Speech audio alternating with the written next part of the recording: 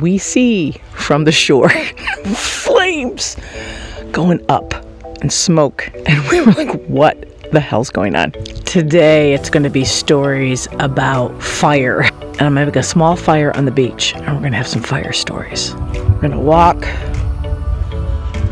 through the cedar grove and get some wood. But I'm going to take you to the site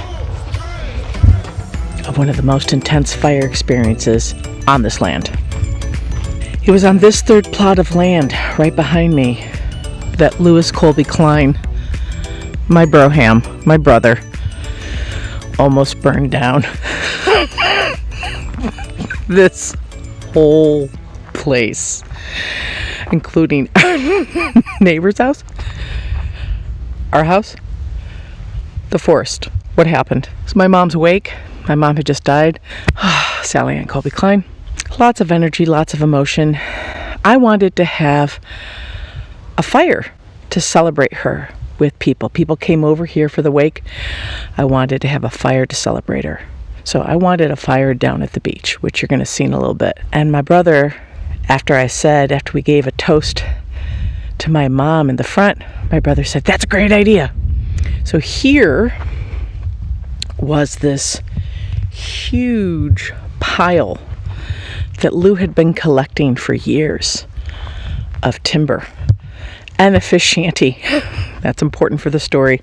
Lou started to make a bonfire here, and he made the bonfire, and it was beautiful. We were thinking about my mom and toasting my mom and celebrating Sally. It was gorgeous. And then Lou made the fire,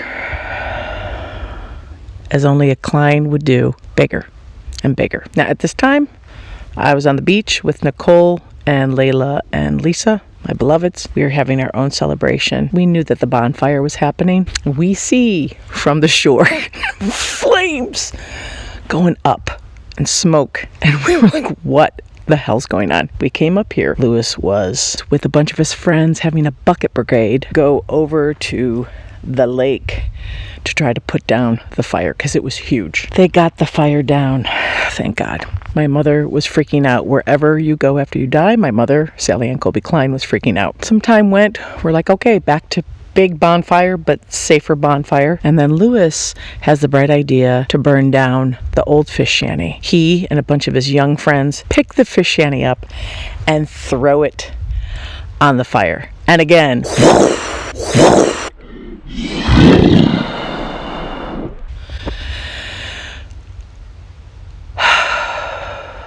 it's been 12 years and you can still see these are the tiles from the fish shanty.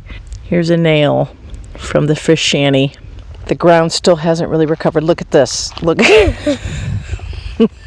Look here. What is this about? I haven't even looked at this stuff. Look at all this from the fish shanty. My uncle Jim, who was a volunteer fire chief, washed his hands of the whole affair. He was like, there's nothing I can do. Because, by the way, there's no fire department around here. If that had gone up and everything had gone up, we would have been absolutely screwed. Again, with the bucket brigade, going back and forth with the water, finally, they brought it down again. And then we spent the rest of the evening after that heart attack of almost burning down the forest. We spent the rest of the evening celebrating. Lou brought out his guitar. My brother's an amazing musician. Layla sang, I sang, we all were singing and celebrating my mom exactly what she would have wanted.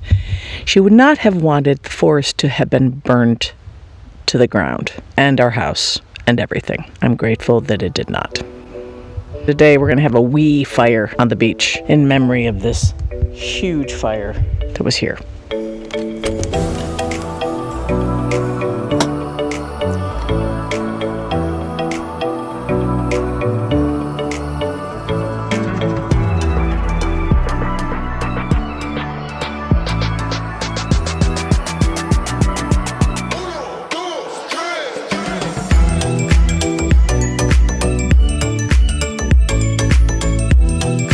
This is where I thought we were going to have a little fire, a wee fire, here, near the water.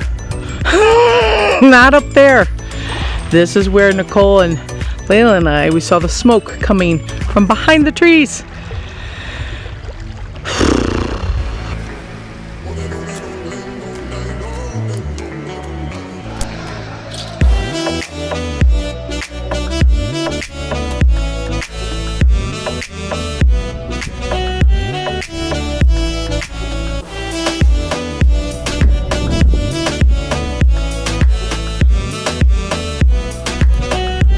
Sometimes less is more. Fires are beautiful, hearths are beautiful. When you can have them on your land, it is amazing. I'm really grateful. I'm grateful that this forest didn't burn down. I'm grateful to have wee fires from time to time. We do this thing together. We do this thing together.